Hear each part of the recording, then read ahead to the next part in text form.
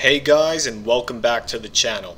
My original plan for this week was to do the Claymore video that I talked about at the end of last week's video, the comparison on Rings of Power and Shogun, but I was under the weather for a good part of this past week and you might still hear it in my voice, so I'm gonna do this one instead since it's easier and because I know a lot of you came here from my Odd Girl Out video, so you're likely interested in seeing some more Webtoon related content. Since I'm not at 100%, I won't be appearing on camera this time, but I think for a video like this, that's okay. As the title says, these are 10 of the Webtoons I'm reading right now that you should, and I went out of my way to pick ones that aren't usually promoted on the homepage, so they usually have less than 1 million subscribers. These are all Webtoon originals, by the way. I'll recommend some Canvas ones in a different video. And as the title says, I'll be giving you roughly 3-minute arguments about why you should read each of these. I will keep spoilers to a minimum. Let's begin. But before we do, I need to give a shout out to my newest Patreon supporter, Rainigraphy. Thank you for your support. That meant a lot to me.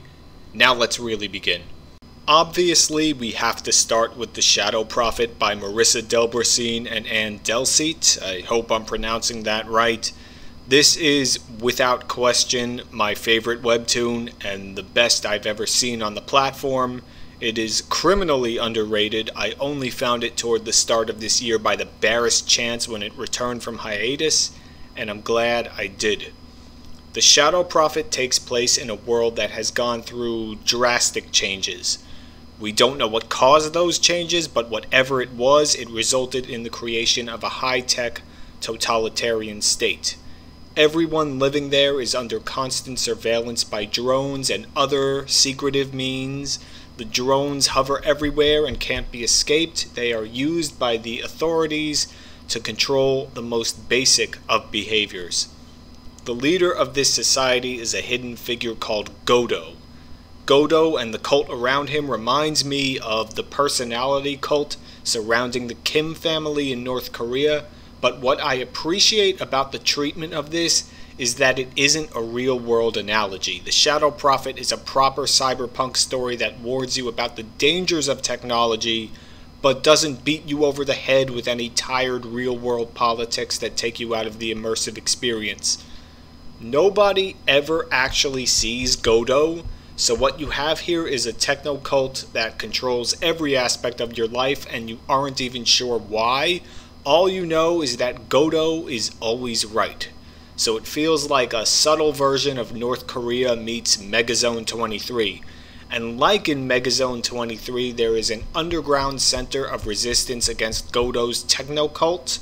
But the more you read The Shadow Prophet, the more it feels like this resistance is just another cult and not the real answer to the world's problems, and you will see that this isn't coincidental.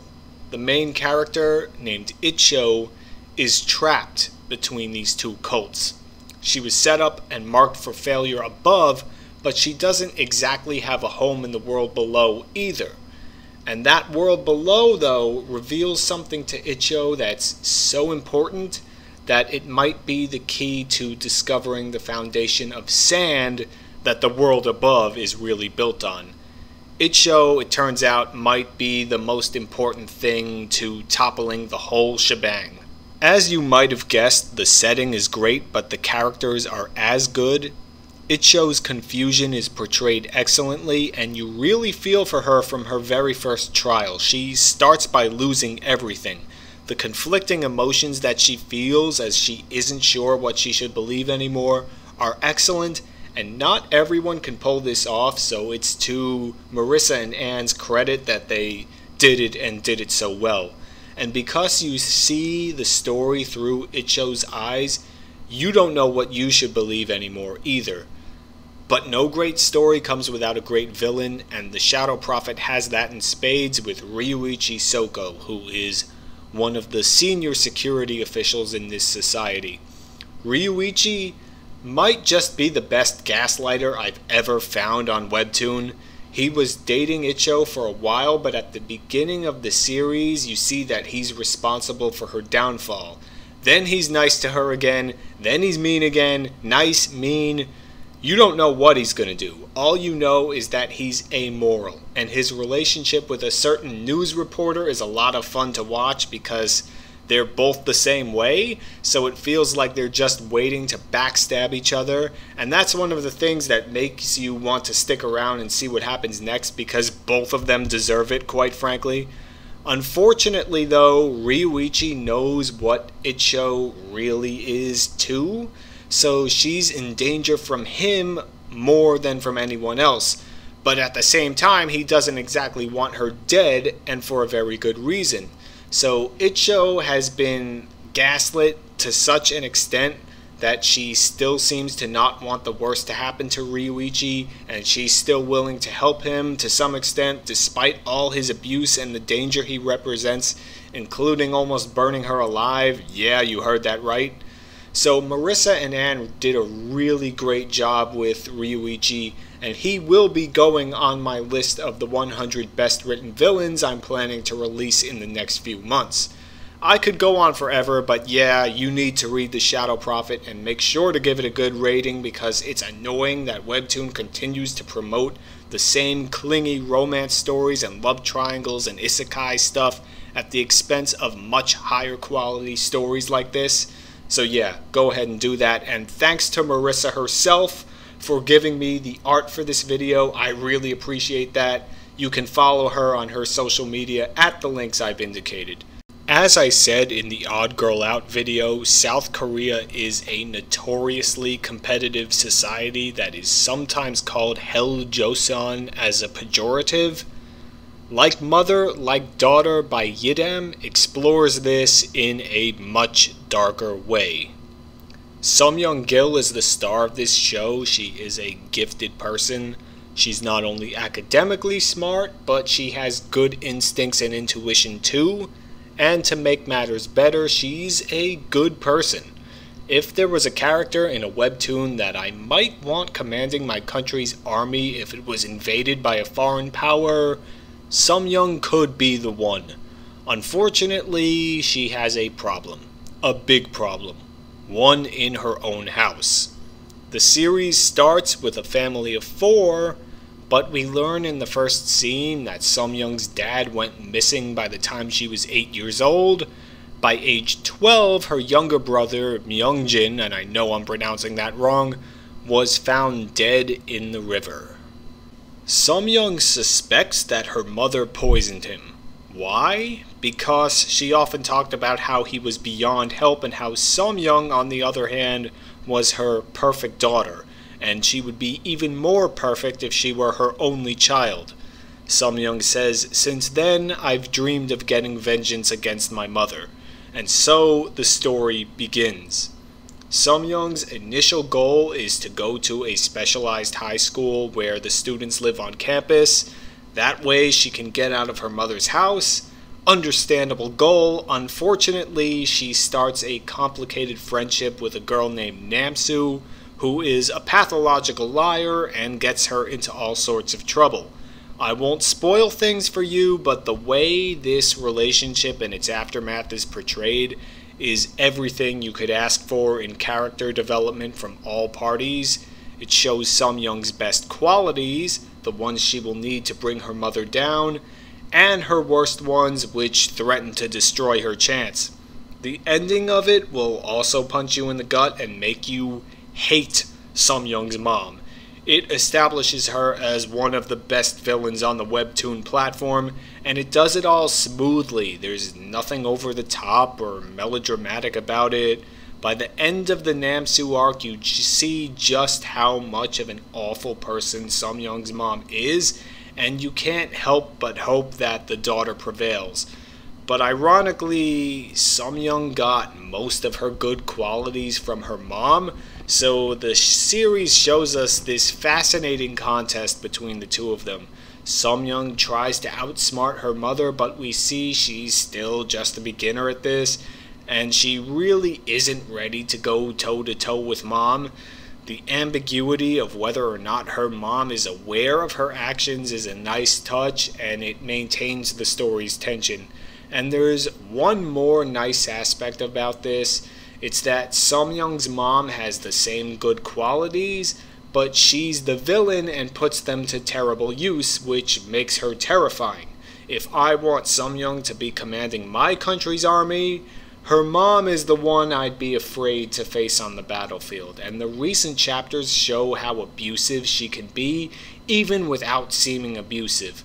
So Sumyoung feels like she should be smart enough to see through all these manipulative tactics, but the thing is, even if you're aware of it, persuasion can often still work if it's practiced well.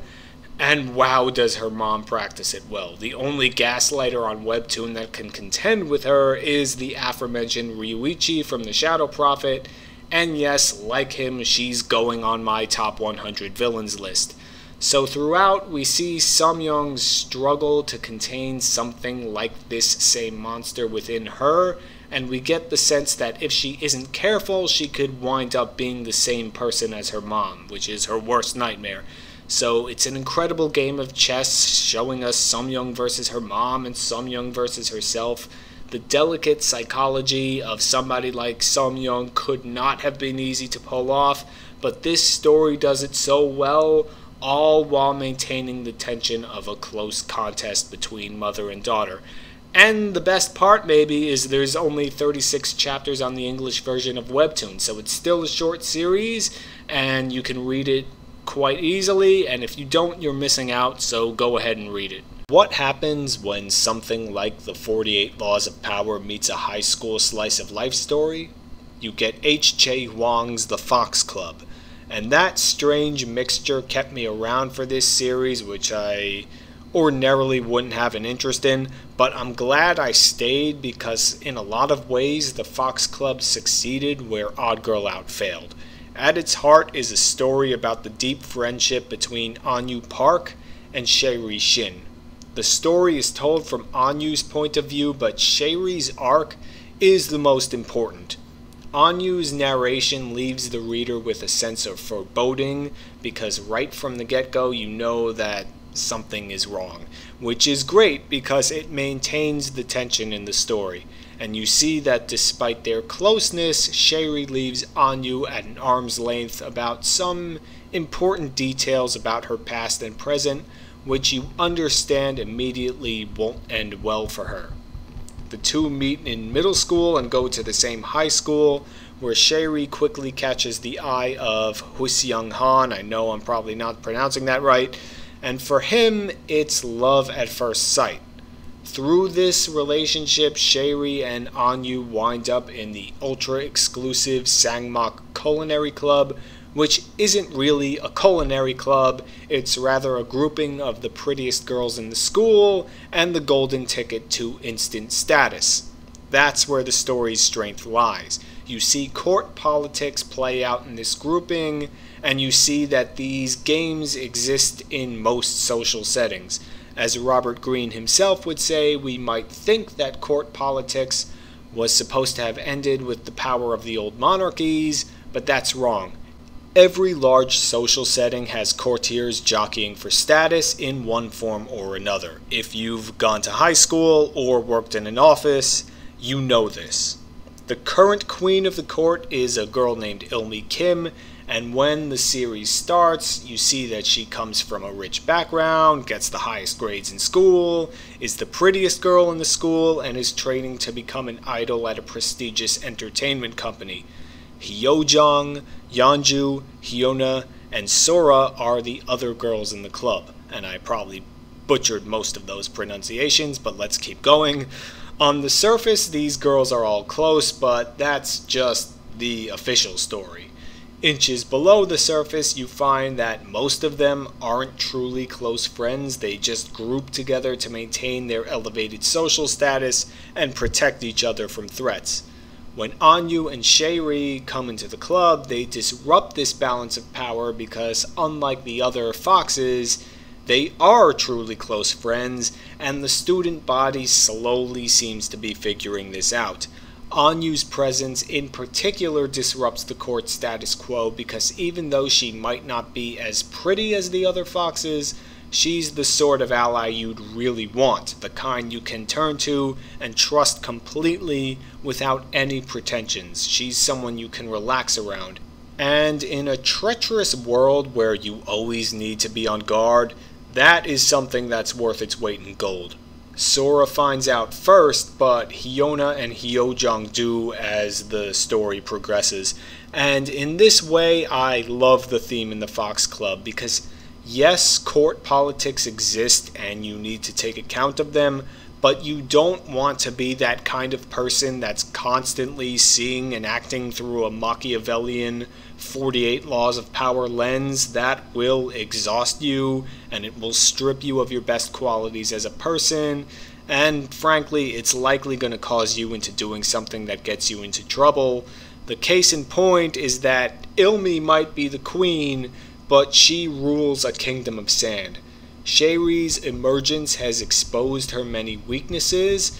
Her character is really well done, as you can see this internal weakness and her response to it. Because Ilmi doesn't have a strong moral foundation and grew up steeped in these court politics thanks to the noxious presence of her older sister, her responses to the changing dynamics in the club are making her situation worse, and she's now being strung along by the real villain in this story, Yeonju.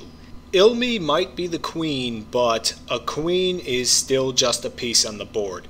Yeonju is the player, and the story went on hiatus as she was in the process of making a game that threatens to destroy both the ruling power, Ilmi, and the rising one, Shayri. And you as the reader can see all of this, and you can feel the urgency of Shayri needing to confide with Anyu about all of her issues before it's too late. There are some flaws in the Fox Club. I'm not a fan of the romance between Shayri and Hwiseong.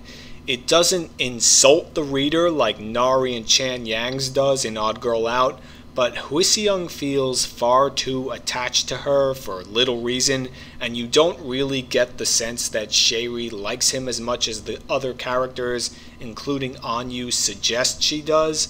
There is some narrative weakness here, but the story papers it over because it's of secondary concern. Hwiseong is an important character outside of the romance with Shayri because of his role in the court politics involving Ilmi, so there's thankfully more to him. Also, there's Minu Guan and his relationship with Anyu. It's cute, but it's blatant fan service because he's an obvious Gary Stu wish fulfillment character designed to appeal to Webtoons teenage girl demo. He doesn't drag the story down though, so it's not too much of a problem.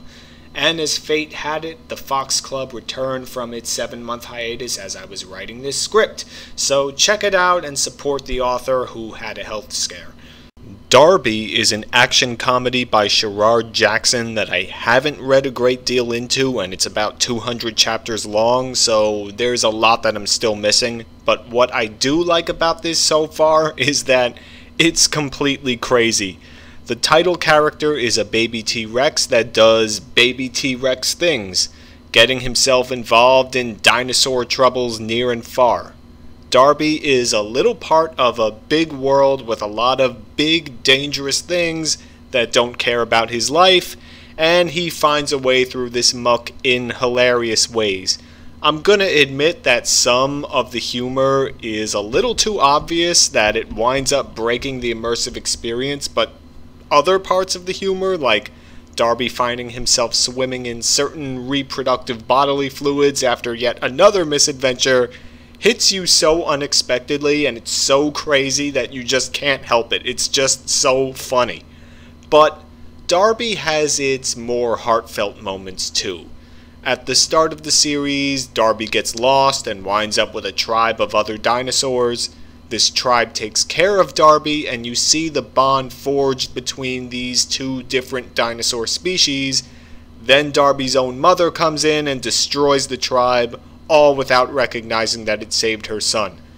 Unfortunately, the series doesn't always maintain that intensity, but since this is an action comedy, that's likely not the author's main focus. Still, that was a really nice touch, and I hope that as I read through more of this webtoon, I'll see more moments like that again. Darbi also has a fun cast of supporting characters, such as his siblings who get into the misadventures with him. One of them is named Dala. Yeah. But through the bodily functions and the comedically over-the-top bloodshed, there's a theme that, even though it's muted, it always finds a way to express itself at the foundation of this story. And you see it in Darbi's first scene. He says it himself. Everything hates you. Everything wants to stomp you into the ground. And everything tells you there's no point in fighting back to survive. That's when you gotta fight back the hardest. And we see Darbi and his siblings do just that to all the things that would see them dead. Darbi is, at its core, Hobbes' state of nature where life is nasty, brutish, and short. It is the war of all against all. There's no strong sovereign to protect Darbi. He needs to be able to protect himself and assume a high locus of control, because to assume a low one, like many of us tend to do today in the comforts of modern civilization, is a recipe for death. And there's ultimately a lesson in this webtoon that, ironically, rejects hard determinism and demands that we assume responsibility for making what happens in our lives. We have to fight against the things that would keep us down, rather than surrender to them, no matter how small or powerless we might seem. Find a way. So this was a good message. It's one that I needed to hear, and it's one that you need to hear also, even if you don't think you do. So naturally I was drawn to this webtoon, and I look forward to catching up to all the newer chapters, and you will too. Go ahead and read Darbi. So the next one is called RE Trailer Trash, and yes, the RE is part of the title. The author is known as 464. The illustrations are done by Yishan Lee. Alyssa Valaire is the one adapting the work. The premise of this one is that an old woman, Tabitha Moore, gets to go back in time to her high school years in the 1990s and make up for all the mistakes and regrets she's had in her life. And I usually don't like these kinds of isekai or time travel magic stories, especially when the setting ordinarily doesn't allow for it. And there really isn't much of an explanation how, in a world that resembles ours, Tabitha is suddenly allowed to go back into time. It's a lazy plot device, but I looked past it for this one because this webtoon has a theme similar to Darbi's, and as you might have guessed by now, I like that theme. You see Tabitha trying her best to make positive changes in this timeline, the one that she's sent into, now that she actually has the chance to do that. She decides that she wants to make those changes. She decides she's not a prisoner of fate or of her personality that made her make all the wrong choices before. She's instead deciding to change, and that's the important thing. RE Trailer Trash has a few other problems. Things seem to come too easily for Tabitha. Tabitha's only real difficulties are when she tries to stop the bad things that she knows will happen to other people. But I actually like this because ultimately you can't change other people if they don't make the decision that they want to change themselves. You need to take care of yourself first. You're only in position to take care of other people after your needs have been met, and you shouldn't feel guilty about that. Tabitha decides to change, and they didn't. Still, she tries to do the right thing all the time, even though it might not be the best thing for her, and that's good because I know this sounds cliche, but when you live your life that way, you build up good energy within yourself that permeates outward into the other things you do. And maybe that sounds lame again, but trust me on this. So it's for these reasons that I can get over some of the weaknesses in RE Trailer Trash's narrative technique. And maybe the best part is that, like many of the webtoons I've mentioned here, this one is pretty short at 38 chapters so far, so you can enjoy this quickly, and hopefully it will inspire you to be more of your best self. I don't read this one for great thrills or epic narratives or great tension, but I rather read it to have the positive energy that it brings, and that matters. I think it could matter to you too, so I recommend it. The newer chapters have Tabitha trying to mend her relationship with her mom, and her mom is responding positively, so let's see what comes of that. Go ahead and give it a try. So the next one I'm going to talk about is called Manny, and this is one of the newer originals I've come across, but it's from an author you might be familiar with named A. Rassin. This is a thriller horror starring the title character, but the thing is, Manny isn't the hero, but the villain. He is a first-rate hypnotist. There's no other word I can use to describe him. We don't know what his motivations are yet, but he picked the right family to ply his trade on because they are vulnerable. He's hired to take care of Isabella Rodriguez, who has Alzheimer's. That means he's living in the house. And we quickly find that the husband and wife, Carmen and Daniel Rodriguez, have marital problems because he's in the closet, and their daughter, Violetta, has a stammer. Luca, the youngest child, is the only one that doesn't have visible problems, so far anyway. Now, it's important to note that by the word hypnotist, I don't mean the classic stage performance you think of when you hear that word, but rather, Manny is excellent at spotting opportunities for influence, exploiting them, and making people more suggestible to his ideas and his persuasion. You see him start with bonding with Violetta over music, only to discover that he doesn't even really like that music. And this is a nice example of something that hypnotists call pacing and leading. The idea here is that you match up with your conversational partner, that person's likes, dislikes, and even more subtle things like body movements and breathing patterns. You match that up, and then after matching them and increasing this idea that you're similar with them, you're in position to lead and make suggestions because they're more open to your influence. And that's what Manny does. Violetta caught it because she witnessed him making a rare mistake. He doesn't really know the music she likes, it was an act all along, but he gets everyone else in the house under his spell very quickly, and you see just how good at it he is. He's not always subtle either. He's excellent at digging up secrets and using them directly as blackmail like he does with Daniel. And sometimes Manny feels like a magician in other ways. How exactly was he involved in a brutal dog attack on one of Violetta's bullies at school? He obviously was in some way, but we don't know how yet. And in the latest chapters, this attack came back to haunt Violetta again, thanks to Manny. So you're left wondering about Manny. You don't know his intentions, but there are times when he can be really tender and really gentle, such as in his taking significant personal risk to save some baby birds. A lot of times the relationship with animals is too much of a cheap shortcut because being good or bad to animals is a good way to create good guy or bad guy energy for the characters in a story. But that trope was used effectively here. Manny is already bad, but this makes him seem like he could be good, and you, the reader, are left wondering. So it helps with the whole gaslighting business. And we're only 11 chapters in, and Manny pretty much has total control of the house. Yeah, it's short so far, so that's why you should read it now, because that way you won't have to spend a lot of time catching up. If you appreciate well-written villains, horror, or the exploration of psychological persuasion, you're going to want to take a look at this one, and it also helps that the art is great and adds to the feeling of psychological horror that the story is portraying. There is a plague on the Webtoon platform.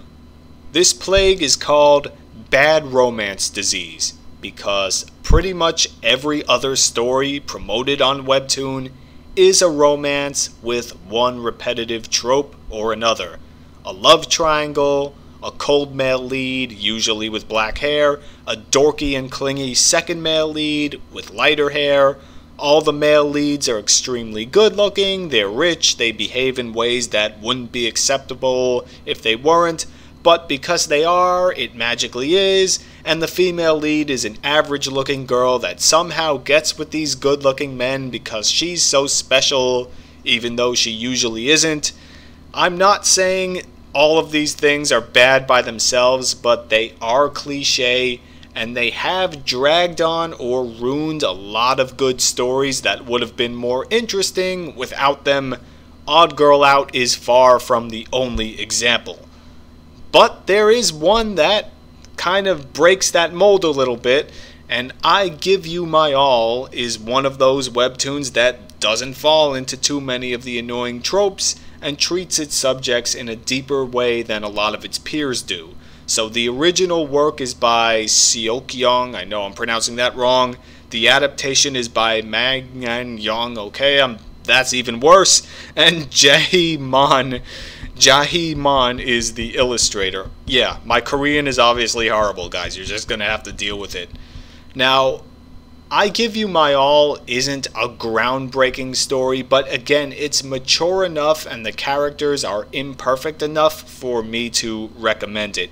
It actually winds up being one of the better stories of its type on the platform, even though it doesn't look like it when it starts.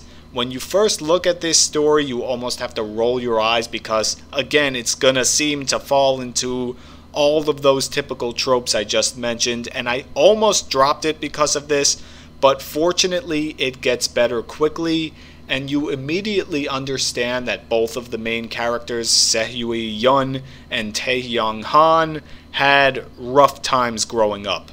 Sehyui is a victim of abuse in her adoptive family, and this abuse is to the point where she can't even choose who she's going to marry. Recently, we also saw that her sister went through abuse of her own, and it all ended in a horrible way, so this is another point of trauma that haunts the main character. Taehyung's abuse isn't documented as well yet, but he was an illegitimate child, and his position in the family isn't quite secure, so it seems like he needs to work twice as hard to keep the cushy executive position he currently occupies, and one suspects that future episodes will explore his background. The thing is, though, they don't know that about each other yet, and this is good because it maintains a lot of the tension in the story. Up until now, they appear like the perfect romantic partners for each other, and the only thing that Taehyung is aware of is that Sehyui had confidence issues in her alter ego as a fashion designer known as Designer Yun, and she was reluctant to reveal herself as the one behind that stage name, so this could be an issue, and he's seen that she has some confidence issues, but he has no idea about how deep her abuse really goes. And meanwhile to her, Taehyung is the perfect guy because he's shown no reason to appear as anything else. So you can already see that the two of them are going to need to be honest with each other about their struggles if their relationship is to last. But since they're just starting out, it hasn't crossed to that point yet. And also, Sehyui keeps thinking to herself that she needs to marry whatever man her abusive mother chooses for her. So this does a good job of maintaining the tension also, because you want to see her enter a rebellious phase against her mom, hopefully with his help, and you want to see them open up to each other again. Either way, you can feel happy for Sehyui that she finally has a little bit of joy for herself. But again, the tension is maintained because you wonder how long this joy is going to last. And this series, I Give You My All, only has 27 episodes right now, so again, you're not going to need to spend a lot of time catching up to it. If you're tired of some of the cliche and immature romance tropes on Webtoon, this is one that's actually worth your time. The story can skirt that line, and then it goes off in a new and more satisfying direction, so it never crosses it.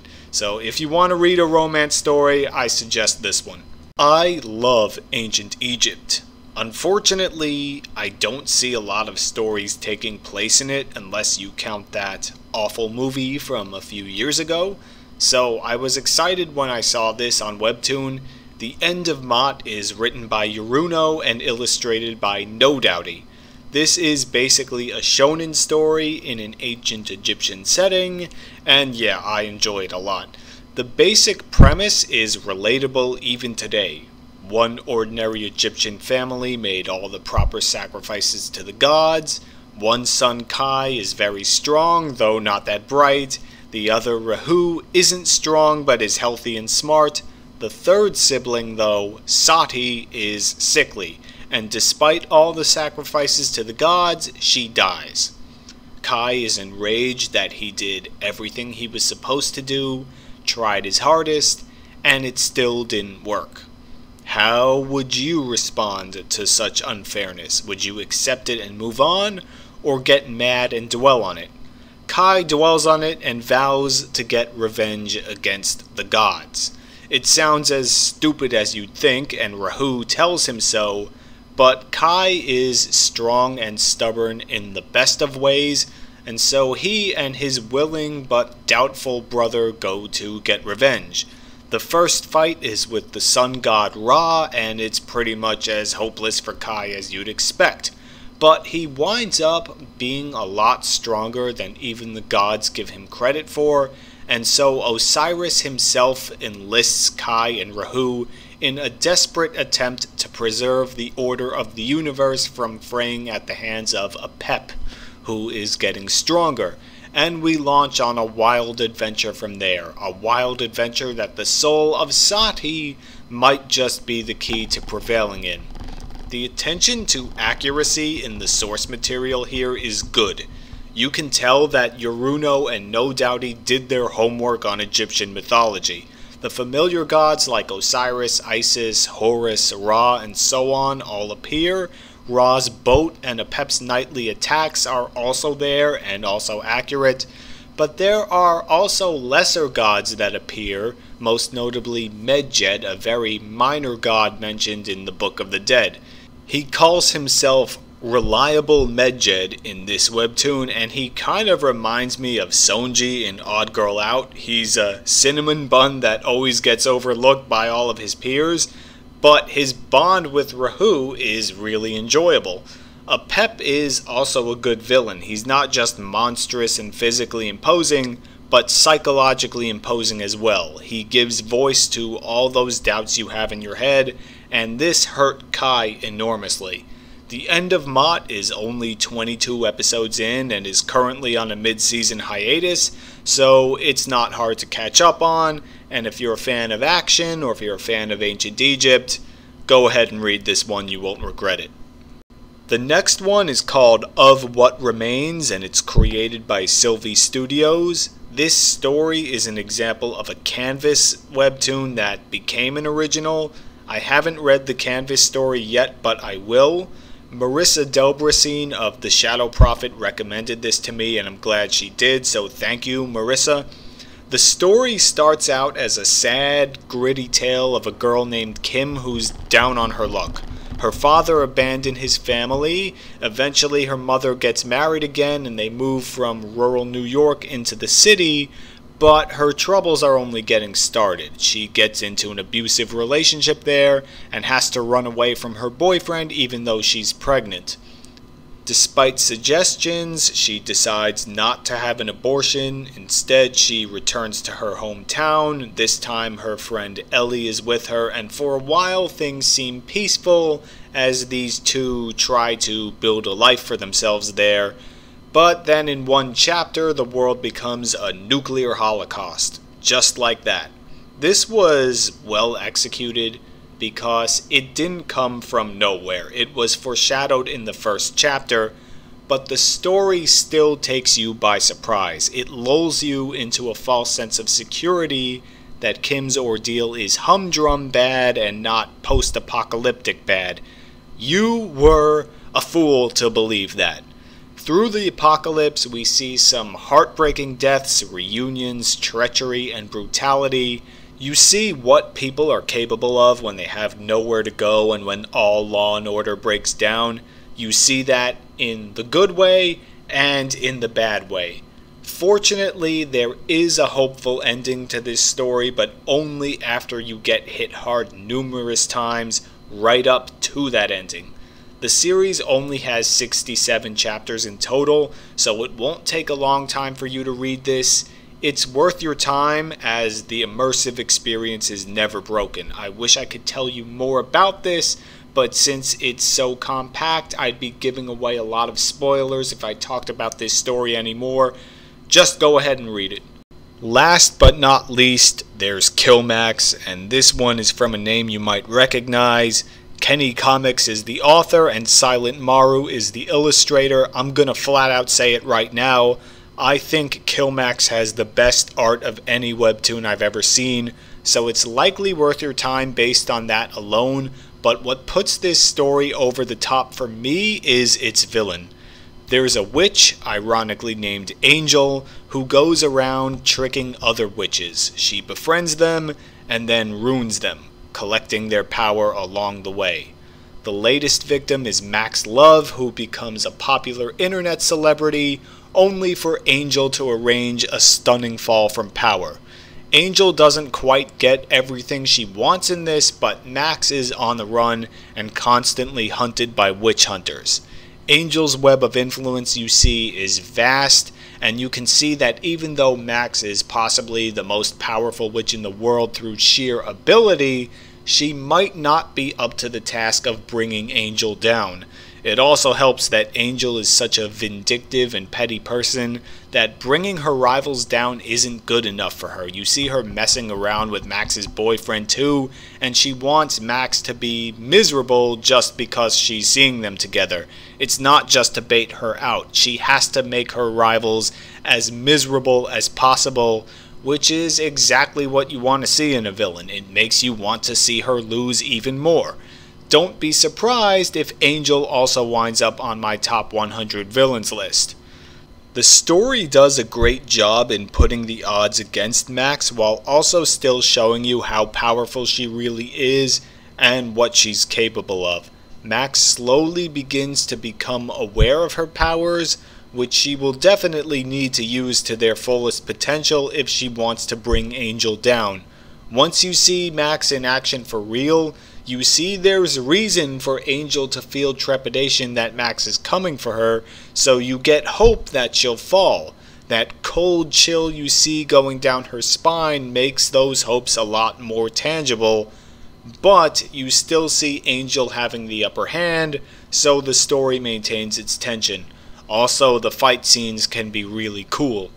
KILLMAX has been on hiatus since November 2022, and I have no idea when or even if it's coming back. According to Webtoon, it will return, but I don't know. In the meantime, you can enjoy the 52 episodes that are out now. And that's it for this week. I hope you enjoyed this compilation, and if you have any Webtoon recommendations, share them with me in the comments section below, please, because each comment also helps this video in the fight against the real Ryuichis and Angels and Sumyoung's moms and Yeonju's out there, the YouTube algorithm. So you'd be doing me a double favor by recommending some Webtoons here and helping the channel to grow. Also, make sure to hit that like button and subscribe, because that also helps me in my fight. Also, I want to take this moment to thank all of my supporters on Patreon, and here are your names on this glorious muster roll. If you want to join these companions and get some goodies besides, including the scripts to these videos and the backlog of future videos, the link is in the description. Or you can support me on Ko-fi and just buy some things individually if you want. It's up to you. Which gets me to an announcement. I love sharing these videos with you all, but it's become clear to me that having them on a weekly basis is, for the moment, too much. These videos are, as you might expect, very hard to make. Thank you for watching all the way to the end, by the way. And if I want to have a social and recreational life in addition to my day job, and if you want these videos not to suck, weekly is too much, so for now I'm going to be moving to a schedule of every other week in most cases. I am getting a new computer and better software soon though, so we'll see if that changes anything. Anyway, the Claymore video will be coming next, and hopefully the video on the Jake Paul versus Mike Tyson fight with my boxing and MMA coach will be coming soon as well. Just hang tight. Thank you very much for watching to the end again, and until the next one, keep writing and keep fighting.